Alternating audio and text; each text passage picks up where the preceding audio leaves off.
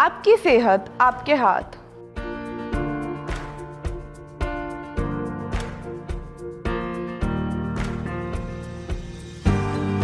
My name is Mufid Khan, certified diabetes educator, NLP consultant and nutritionist.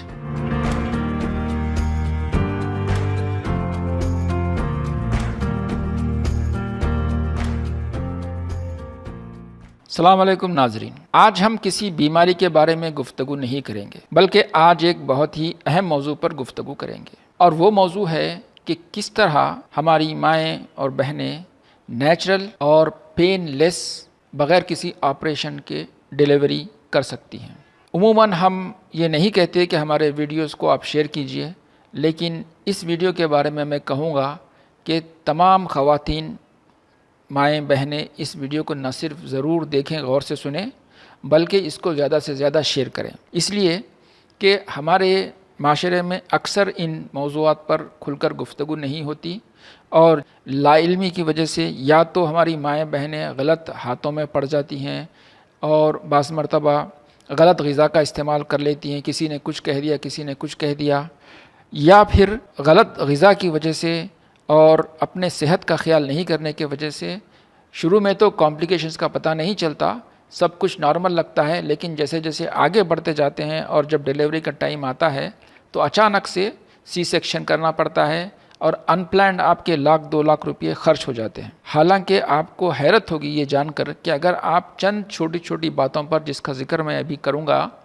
ان پر عمل کریں تو نہ صرف یہ کہ آپ پریگننسی کے دوران صحت مند رہ سکتی ہیں بغیر کسی دواؤں اور گولیوں کے اور کوئی قسم کے سپلیمنٹس کے. ویسے تو عموماً پریگننسی کے دوران خود ڈاکٹر کسی قسم کی دوائیں حتیٰ کہ پیراسیٹامول تک نہیں دیتے، لیکن اگر کوئی سپلیمنٹس بھی دیتے ہیں تو اس کی بھی آپ کو ضرورت نہیں پڑے گی. تو آئیے اس کے اوپر ہم تھوڑی سی گفتگو کرتے ہیں کہ کیا کیا جائے کہ آپ کی ڈیلیوری نارمل ہو. یہ تو آپ لوگ جانتے ہی ہوں گے اور آپ لوگوں کا اپنا مشاہدہ بھی ہوگا کہ کوئی جانور جیسے بکری ہے، گائے ہے، جو عموماً ہمارے گھروں میں ہم نے دیکھا ہوگا کہ نہ صرف ان لوگوں کی ڈیلیوری بالکل نارمل ہوتی ہے بغیر کسی انٹرونشن کے، بلکہ چند منٹوں کے بعد میں، ڈیلیوری کی چند منٹوں کے بعد میں یہ جانور اٹھ کے کھڑے بھی ہو جاتے ہیں. تو ایسا کیا وہ لوگ کرتے ہیں اور ہم ایسا کیا نہیں کرتے کہ ہمارے ڈیلیوریز آج کل ایک تو بہت ہی پینفل ہو رہی ہیں اور دوسری اکثر حالات میں آپریشن کرنا پڑ رہا ہے. تو بیسیکلی اگر آپ چاہتے ہیں کہ آپ کی بالکل نارمل ڈیلیوری ہو اور ساتھ ہی ساتھ پین لیس ڈیلیوری ہو تو آپ کو 3 باتوں کا دھیان رکھنا ہے. نمبر 1 بات وہ ہے غذا، نیوٹریشن. یہ بہت سب سے زیادہ اہم بات ہے. تو اگر آپ صحیح غذا کے اوپر کریں گے کہ کیا غذا صحیح کھانی چاہیے، جس کا ہم آگے تھوڑا تفصیل سے بیان کریں گے، تو 50 سے 70% آپ کا مسئلہ سالو ہو گیا. دوسرا، عموماً ڈیلیوری کے دوران لوگوں کا یہ ہوتا ہے کہ جو حاملہ خاتون ہے اس کو بالکل آرام کرنا چاہیے. آرام تو کرنا ہی چاہیے، لیکن بالکل کام نہیں کرنا چاہیے، اور خاص طور پر کسی قسم کی ایکسرسائزز کرتے ہی نہیں. تو کچھ خاص قسم کی ایکسرسائزز ہیں جو ہم آپ کو بتائیں گے. اگر ان کو پریکٹس کریں گے تو سارا کا سارا پریگننسی کا پیریڈ بہت آسانی سے گزرے گا. اور تیسری چیز یہ ہے کہ ذہنی طور پہ بیلنس کو برقرار رکھنا بہت ضروری ہے. تو یہ 3 موضوعات کے اوپر ہم گفتگو کریں گے.